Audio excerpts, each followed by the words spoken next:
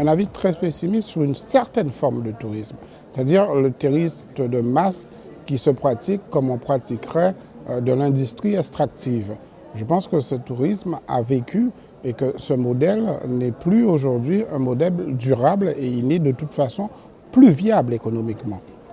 Par contre, je pense qu'il y a de la place pour une autre forme de tourisme dans les espaces insulaires, notamment avec des petites unités, des unités familiales, qui permettent aux touristes justement d'avoir une autre vision du tourisme que le tourisme en full inclusive où tout le monde se bronze et tout le monde va ensuite à la plage et puis tout le monde rentre chez eux et en définitive, à part les quelques malheureux emplois qui sont déduits à la population locale, il n'y a vraiment aucune retombée économique. Ce mode de tourisme, oui, je suis très pessimiste et avec joie d'ailleurs.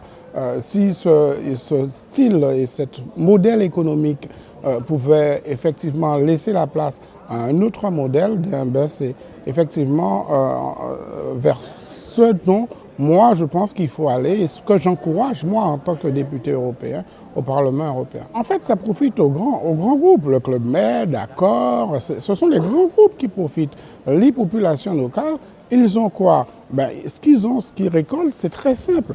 Ils récoltent une envolée du foncier, puisque le foncier devient de plus en plus cher, et ils récoltent tous les désastres, tous les désordres environnementaux qui résultent de ce modèle économique. Voilà ce qu'il y a. Et à côté de ça, on leur dit, oui, on vous a créé quelques emplois. Mais quelques emplois pour quand et pour combien de temps? Lorsqu'on sait que les modèles économiques mis en place par les grands groupes sont des modèles à moyen terme.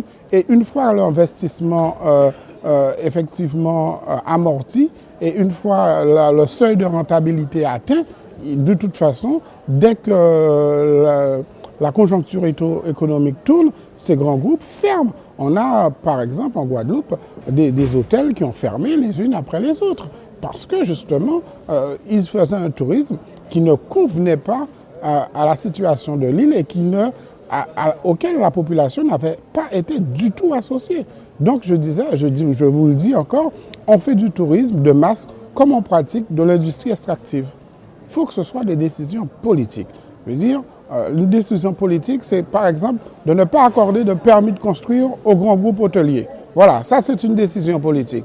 Avoir un plan de développement touristique basé sur des petites unités et des unités en milieu rural, ça c'est une décision politique. Mais il faut effectivement, avec les organismes responsables du tourisme, que les politiques mettent en place des politiques responsables et qui prennent leurs responsabilités. De ne pas accorder un permis de construire pour un gros groupe, c'est du domaine des élus locaux. C'est le maire qui délivre le permis de construire, donc c'est à lui qui incombe de prendre ces décisions. Donc il faut une vision d'ensemble, mais il faut aussi qu'à chaque niveau, chacun prenne ses responsabilités. Alors j'ai commandé plusieurs études. La première étude concerne l'impact du réchauffement climatique sur les espaces insulaires européens. Donc c'est pour montrer à chiffres à l'appui quelles sont les conséquences et notamment cette fameuse montée des océans. Donc on pourra notamment pour les grands groupes qui sont installés sur les littoraux voir effectivement où en est l'impact. Ensuite j'ai commandé une autre étude, c'est sur les transports dans les régions ultra-périphériques européennes, parce que la question des transports est aussi au cœur de la question du tourisme. Donc on aura des chiffres. Et enfin, je propose à la commission transport de faire un rapport d'initiative sur la question du tourisme dans les espaces insulaires. Et tout ça, ce sera à l'horizon 2014.